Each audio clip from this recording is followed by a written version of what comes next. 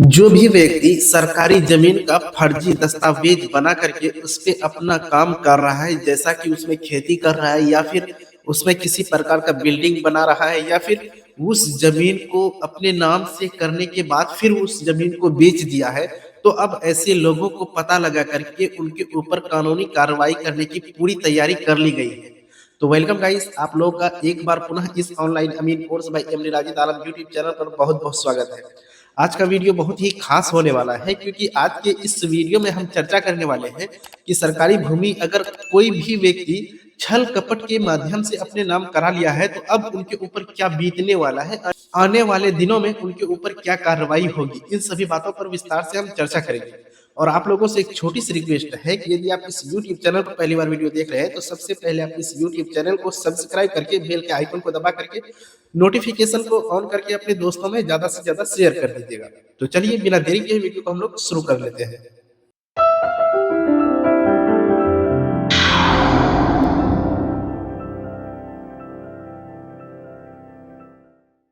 तो देखिए दोस्तों, सबसे पहले हम लोग ये समझेंगे कि सरकारी भूमि जो है उसका अगर कोई व्यक्ति किसी भी प्रकार से दस्तावेज तैयार कर लिया है, जिसमें कि वो दस्तावेज ये दर्शाता है कि इस सरकारी भूमि का मालिक फला व्यक्ति है,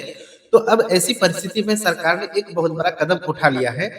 कदम ये उठाया है कि जितनी भी सरकारी भूमि है उनके पास, यानी कि सरकार के पास उस भूमि का रिकॉर्ड रहता है। अब जो है क्या कहा है कि अब सभी अंचल अधिकारी को ये दिशा निर्देश जारी कर दिया है कि सभी अंचल अधिकारी अपने अपने क्षेत्र के सरकारी भूमि को चिन्हित करेंगे, और किसी व्यक्ति के नाम से अगर वो जमीन ट्रांसफर हो गया है तो किस वजह से ट्रांसफर हुआ है, किन कारणों से ट्रांसफर हुआ है उनके नाम से, उनका बिल्कुल सटीक से जानकारी प्राप्त करने के लिए कहा है। अगर उसमें किसी भी प्रकार की गलती पाई गई या फिर फर्जीवाड़ा पकड़ा गया, तो ऐसी परिस्थिति में उसकी सरकारी भूमि का जो दस्तावेज किसी अन्य व्यक्ति के नाम से बन चुका है, उनका जो है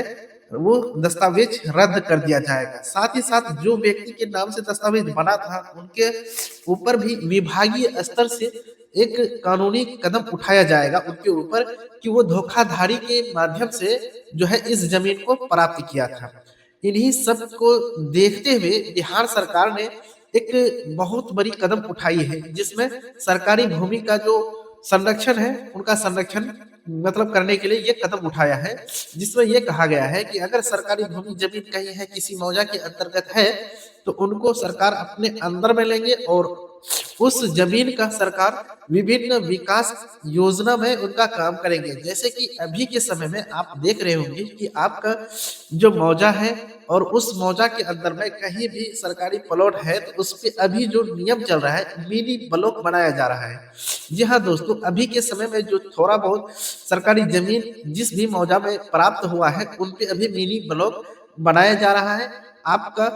पंचायत लेवल पे जितना भी काम होने वाला है वो आपको वही मिनी ब्लॉक में ही हो जाएगा। लेकिन अब उसी तरह की और भी बहुत सारी भूमि थी सरकारी,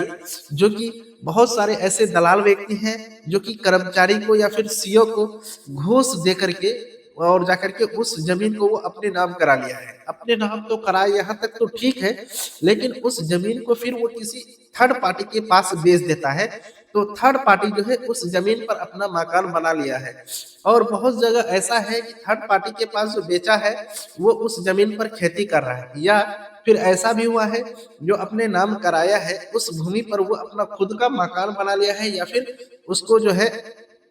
खेती कार्य में उस जमीन का प्रयोग किया जा रहा है। तो इन सभी की जांच की जाएगी, और जांच में अगर गलत पाया गया तो ऐसी व्यक्ति की जमीन की जो मालिकाना हक है अभी के समय में उनके पास, उस दस्तावेज को बिल्कुल रद्द कर दिया जाएगा। ये बिहार सरकार का खुला मतलब जो है आदेश है, और इस आदेश का पालन सभी को करना ही होगा, क्योंकि अभी जो है बिहार में आप लोग देख रहे हैं बुलडोजर का सहायता लेकर के जमीन का अतिक्रमण जो है उनको खाली करवाया जा रहा है। तो अगर आप भी सरकारी भूमि पर मतलब जो है खरीदे हैं,